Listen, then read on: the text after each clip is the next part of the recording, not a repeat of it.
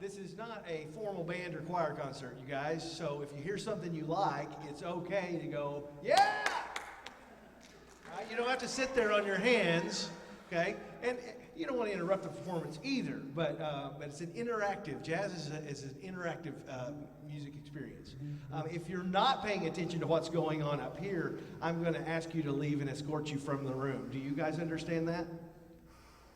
Does he understand that? Do you understand that? Okay, good. You're going to pay attention right up here. Okay, so without further ado, this is Robert Ginsberg, my friend, and he has brought this group here today, and he's with the Walton Arts Center, and he's going to tell you more about that. Give them your attention and applause.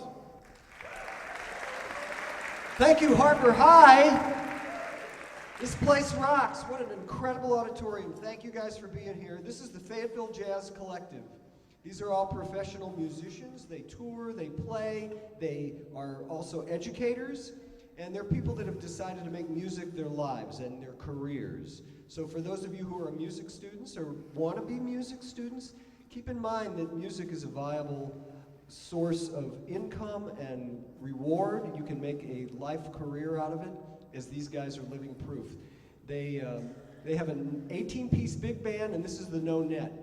And they're part of a program that we're doing at the Walton Arts Center called the Jazz Education Initiative. We're starting a regional youth jazz ensemble. Those of you that got one of these cards, all the info is on the back. If you're a band student, you can go to the website, and all of the eligibility requirements are there. We're going to start taking auditions in January. You can sign up online. It's very easy, and you can study with professional musicians and learn what is probably America's primary cultural export and resource, and that is jazz music. There's nothing more American than this music. So enjoy yourselves, feel the music, enjoy the music, take part in it. Like Jeremy said, you don't have to sit on your hands. You should applause if you hear something that you like. And join me in welcoming the Fayetteville Jazz Collective.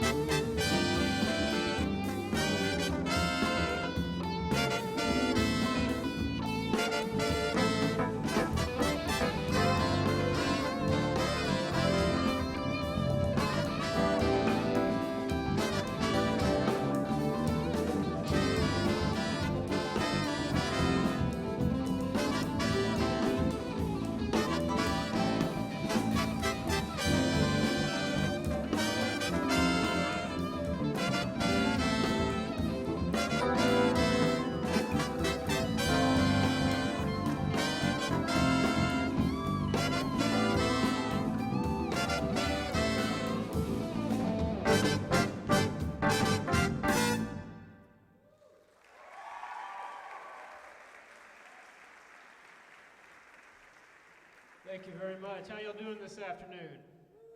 You doing all right? Are you awake out there? Let me hear you. How y'all doing today?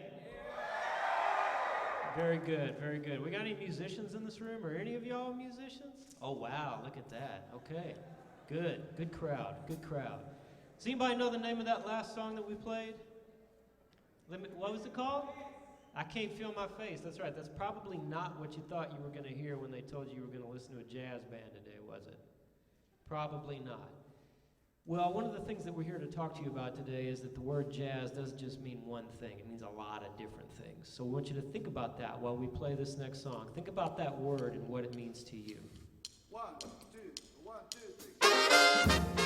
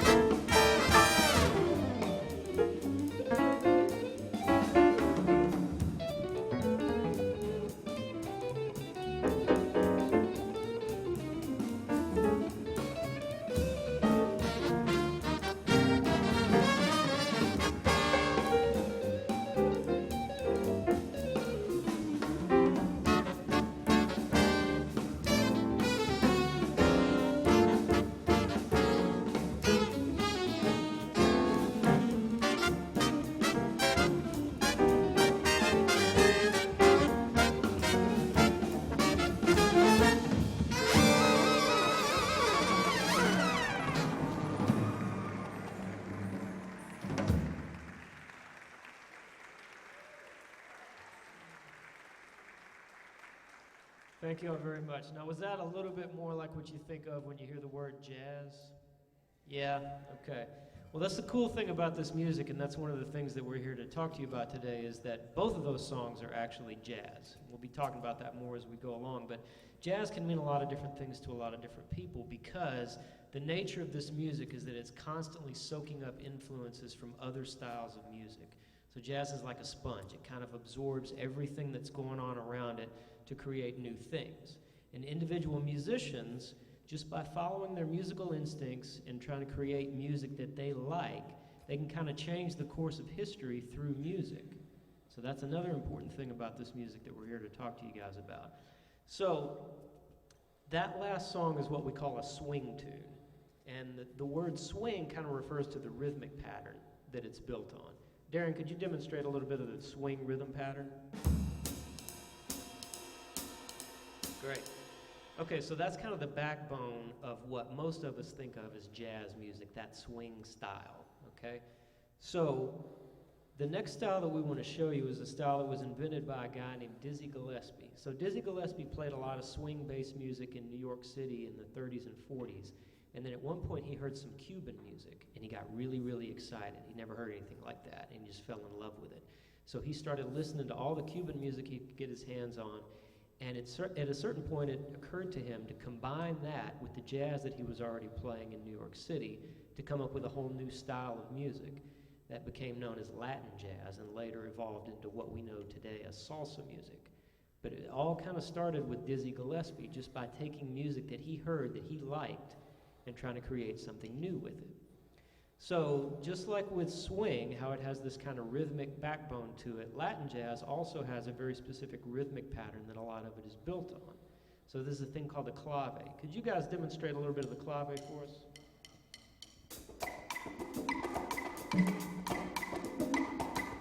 You hear the pattern? Let's clap along with the pattern. Can we get that going? Everybody clap along with that pattern.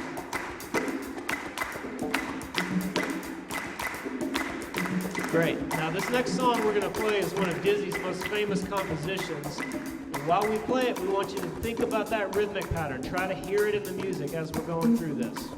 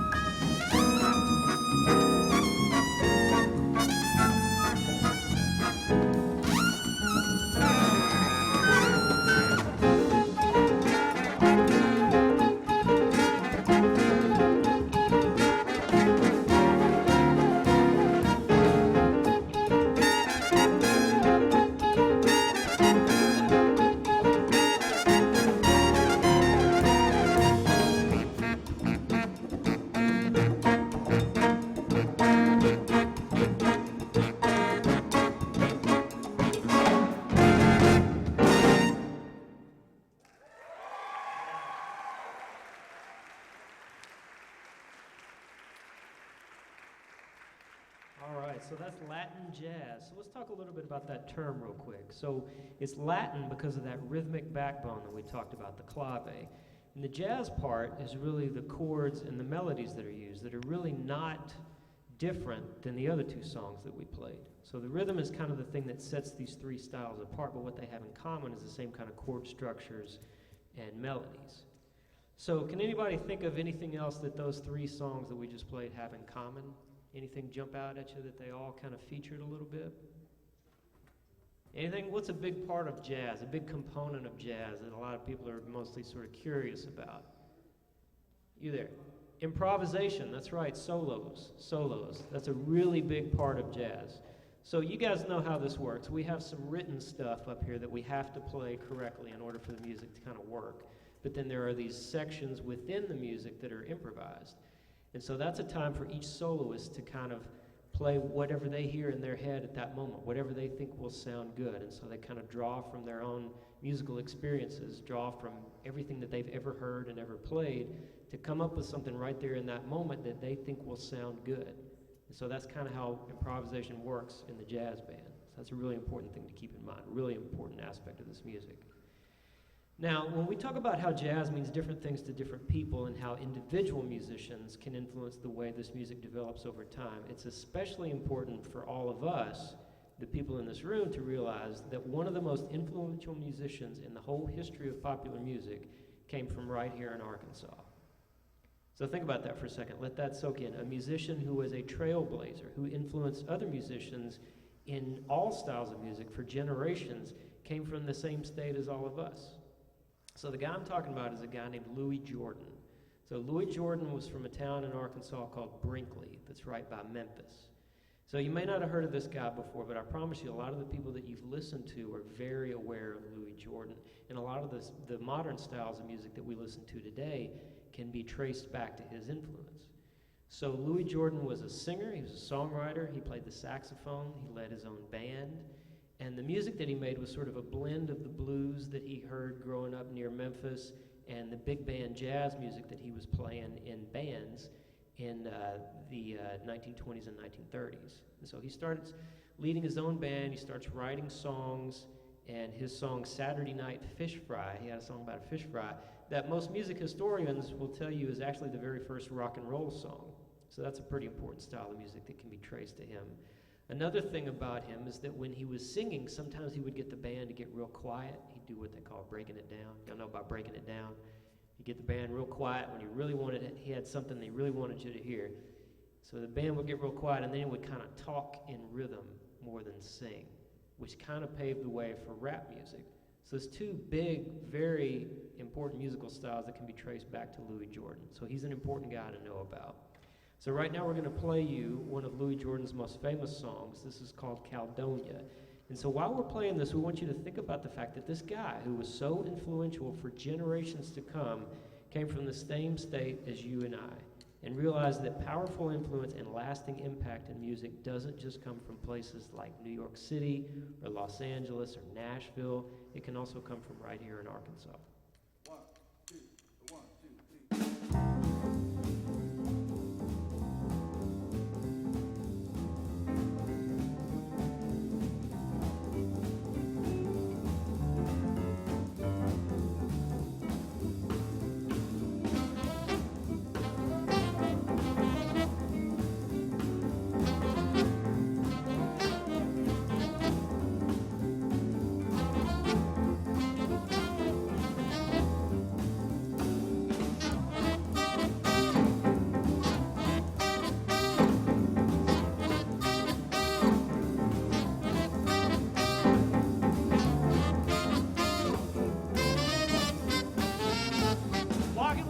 She got great big feet. She's long, lean, and lanky, ain't had nothing to eat, but she's my baby, and I love her just the same.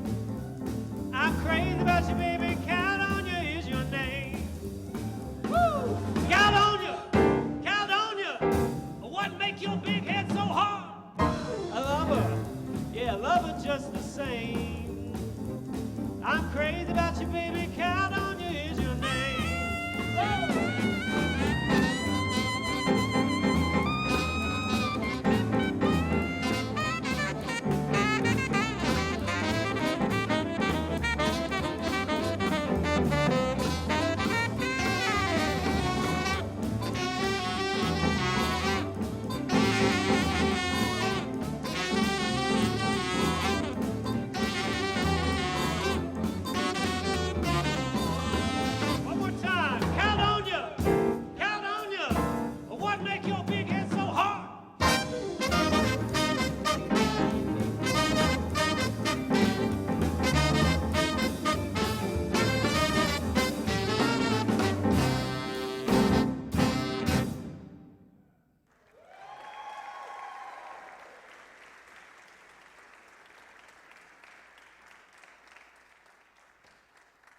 Thank you all very much. Thank you very much.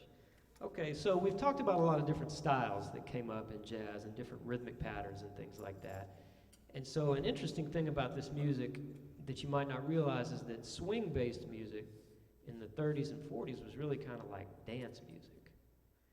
And then as rock and roll, rhythm and blues, and funk became popular styles in the 60s and 70s, the jazz musicians started looking around and realizing that nobody was dancing to their music anymore. So they wanted to kind of soak in some elements from R&B and funky music, try to make their music a little bit more danceable. So in the 1960s, there was a guy named Herbie Hancock who was kind of one of the first people to do this. He started listening to all these other styles and trying to incorporate it with jazz to come up with something that was a little bit more groove-oriented.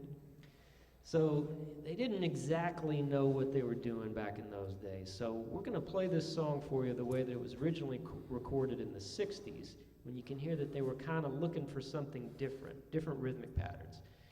And then we'll stop, we'll break it down, and then we'll make it a little bit more funky, like we would play it today. So this is called Cantaloupe Island by Herbie Hancock. 1, 2, 3.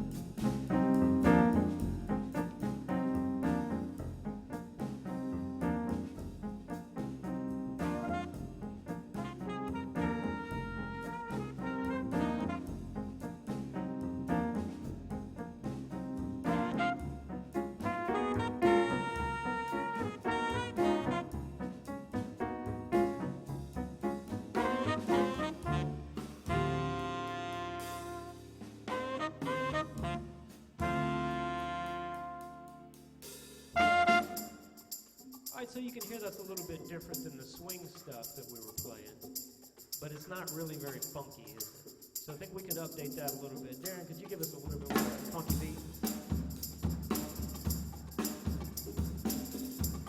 So we're going to try this again.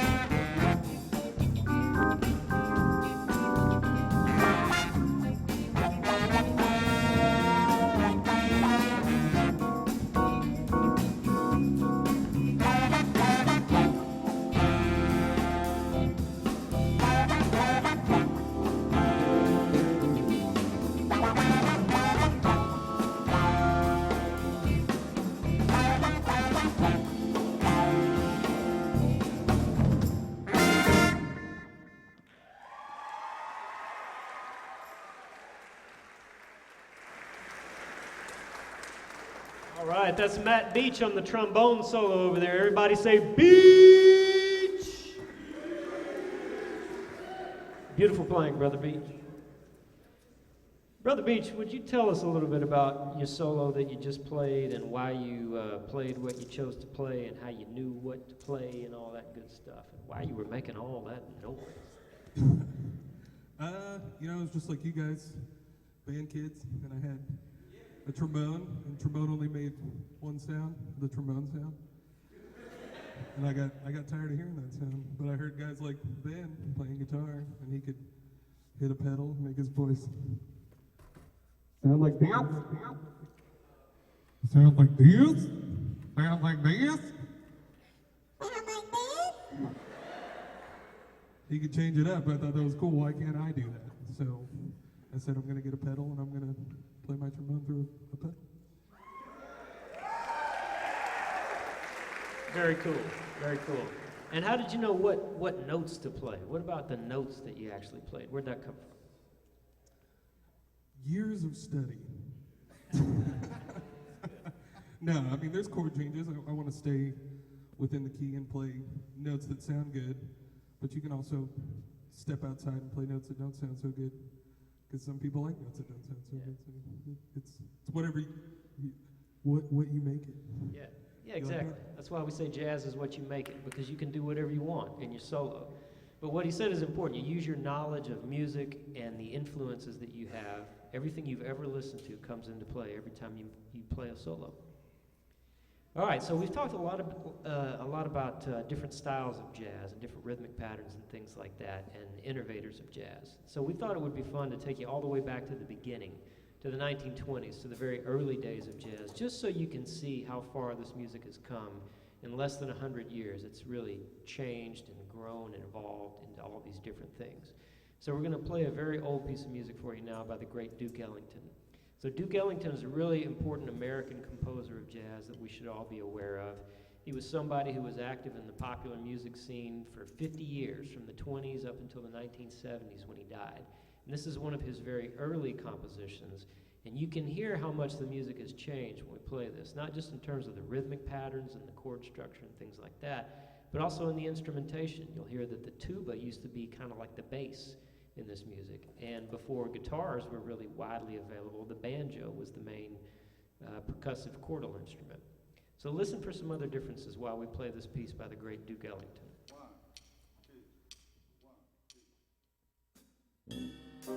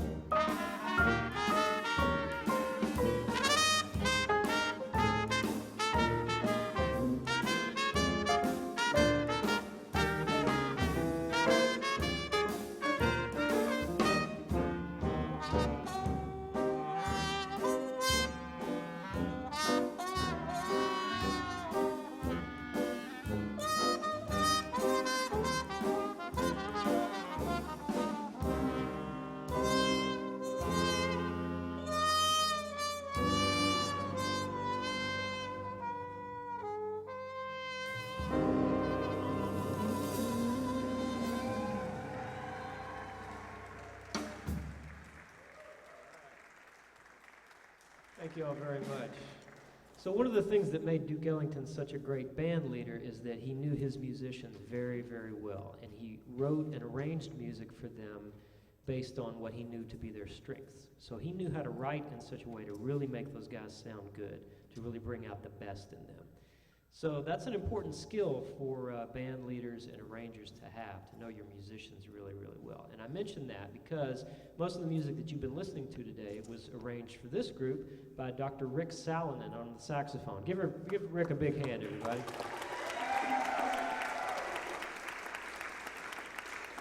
So this next song that we're going to play is an original composition of Rick's that's kind of a tribute to the city of New Orleans. So Rick, could you maybe talk a little bit about how the different influences of that city helped you to create something new? Sure. Anybody ever been to New Orleans before? One thing they do there that's really kind of interesting is they have parades. And they have parades for weddings, they have parades for funerals. And a friend of ours was getting married, and after they said I do, everybody started passing out handkerchiefs. I'm like, why are you giving us a handkerchief? They said, oh, we're going to go on a parade. I'm like, no way. We get to march down, Bourbon Street and Royal Street. They say, yeah, and you wave the handkerchief as you go down the parade. And they have a certain beat in New Orleans called a second line feel.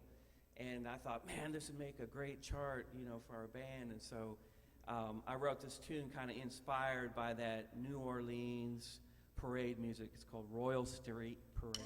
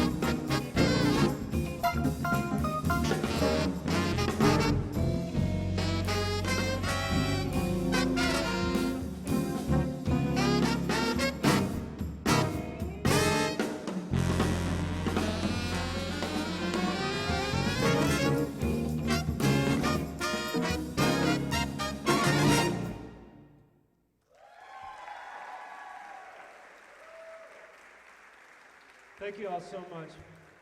Once again, we are the Fayetteville Jazz Collective. If you like what you hear, please find us on Facebook. And if you would like to play in the youth band that we're going to be starting in January at the Walton Arts Center, please go to waltonartscenter.org and click on Education. All the information is on that card that you got. And if you have any questions or you want to talk to us about music or anything else, as soon as we're done here, please come on up and say hi. We would love to visit with you.